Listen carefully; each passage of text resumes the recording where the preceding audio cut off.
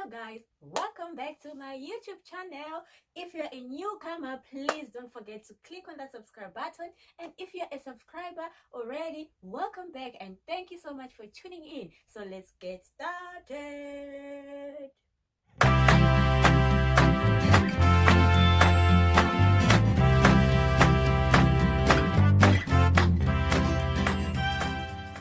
So as you have seen already, today's video is a story time video.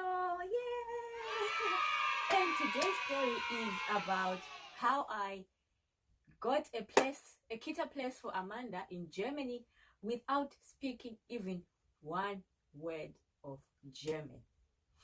So it was one of the very difficult things that I ever had to do in my life. So long story short, when I came here to Germany, I didn't know how to speak even one word of German. Like, I was blank.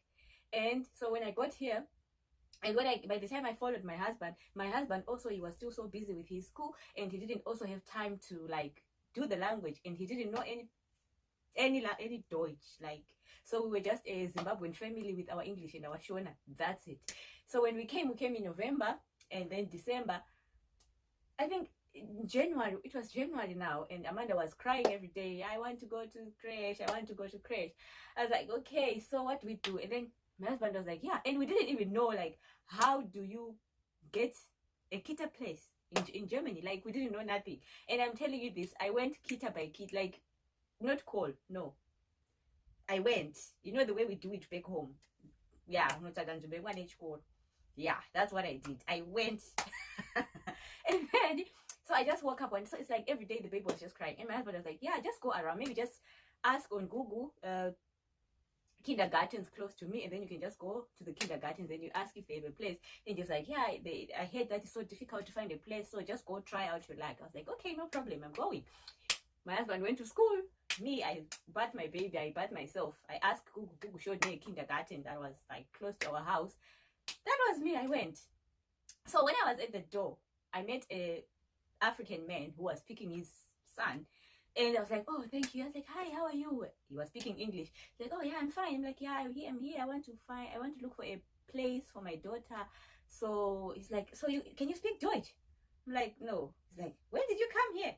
I'm like, in November. He's like, oh my God, why are you still waiting? You have to start already. I'm like, ooh, okay, now you're scaring me. I was like, okay, let me just go in. I'll find out what's next.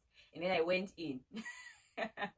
So when I went in, I was just walking, you know, Amanda's kindergarten in Berlin. It was so big with upstairs and many classes and many things. I don't know. So I just rang on the door. No, like when the man was going out, I managed to go in. So I just went in, and then I was just going around, looking at doors. And then boom, I just opened one random door. And then I saw a lady inside. I'm like, hi, how are you? She's like, yeah, hello. I'm like, yeah, I'm looking for a place for my daughter for. She's like, oh, nein, also ich kann kein English. I'm like, okay, but so I was with Amanda, and then I hold Amanda. I'm like, baby, here, place, here, kinder. No, not kinder. I didn't even say kinder because I couldn't say any word of Deutsch. I'm like, I'm just pointing at the kids. I'm pointing at her. She's like, ein Kita-Platz. Yeah, yes. And then she's like, okay. So I don't know what she said. She just said a lot of Deutsch. Me, I'm just like, okay, what I say. And then I think she said something that I was supposed to respond, and then I was just looking at her like this. So she saw that, okay, this woman just can't understand nothing. Then she just hold my hand. She took me to the office of the headmistress, and she told the headmistress, I don't know what she said. I think she just said, hey, there's this woman, I think she's looking for a kita place for a child, but she cannot speak Deutsch. So I don't know what you're gonna do. Hey, this woman just looked at me. She's like, oh, ich kann kein English. You know, I could see, like, I really like those people. They were, oh, a doorbell. Who could it be? Okay, one moment. So, like, they were all nice people. The teachers, the headmistress, they were so nice. And, you know, they were so patient with me because I just went in. And then this lady, she's looking at me. She's like, was soll ich denn machen? She was just speaking Deutsch. And I'm just standing there. And then she's like, Kita-Gutschein? I'm like, I don't understand. I don't know. And then she just kept on talking, and then I didn't. And then she was like, okay, she wrote something on the paper. She wrote something in German. And then she gave me the paper. Then I went home. When I went home, I used Google Translate. Like, I'm sure she tried to communicate with me that maybe she can give me the paper, and then I will use my Google Translate there at the kindergarten, but I couldn't even understand. So she just handed me over a paper, and then I just took the paper. I said, okay, bye. I went home. When I got home, that is when I called my husband. I'm like, the teacher just gave me a paper. He's like, just use Google Translate and translate what she said. I'm like, okay. Like, I didn't even know that there's something like Google Translate. Nothing. I was just a Zimbabwean lady coming to Germany, just like that. So I used Google Translate. I translated, and then she wrote, you need a Kita-Gutschein first. So you have to go there. She put the address, and you apply for a Kita-Gutschein. When you get a Kita-Gutschein, and then you bring it, we have a place for your child to start in February. I was like, okay. And then I wrote my English on a paper. Okay, we are going to apply for the Kita-Gutschein. Please keep the place for our child for February. We like the place. Then I took the paper to the headmistress. I gave her the paper. She translated. She finished translating. She's like, okay. And then she gave me the form, like the form that I had to fill to say that to apply for the kindergarten place. And then I took the form. Bye. Mama? What? Just wanted to say, your chicken that you're cooking. No, just leave it in the microwave. I'm not cooking it. Mama. So I gave her the paper, and then she translated, and then she gave me the form, and then I applied for the place using that form, and then I submitted. And then she now told me, I'm sure she told me that, okay, no, and then we went and we applied for the Kita-Gutschein. When the Kita-Gutschein came, I took it to the kindergarten. So when I got there, she said, okay, she now gave me the date. Your child is going to start on 1 February or something. I think it was 1 February. Your child is going to start on the 1st of February. So she told me, right, that you're going to bring your child for the Einwohnung, you know, that thing in Germany. Like here, when a child is starting kindergarten, you don't just take them and you leave them. You take them and then you stay with them and you leave them, and then like it's a thing for them to get used to the other kids before you just leave and go. I didn't know anything about that. So I am so happy. I'm telling my husband, hey baby, you know, Amanda is starting kindergarten on the 1st of February. We're gonna have the day all to ourselves. Oh, we're so happy that Amanda is starting kindergarten. So on the morning, I woke up.